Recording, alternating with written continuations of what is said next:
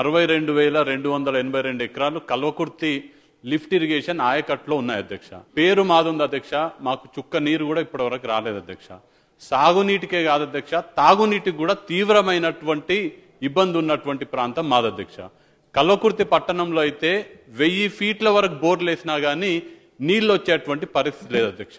కానీ మాకు హక్కు ఉంది అధ్యక్ష. మేము ఆయకట్లో ఉన్నాం అధ్యక్ష. మాకు అంత హక్కు ఉన్నా గానీ ఈ రోజు డిండికి నీళ్లు తీసుకెళ్లే ప్రయత్నం చేస్తున్నారు అధ్యక్ష. తీసుకెళ్తున్నారు డిండికి గాని ఎక్కడికి నీళ్లు తీసుకెళ్లినా మాకేం అభ్యంతరం లేదు అధ్యక్ష.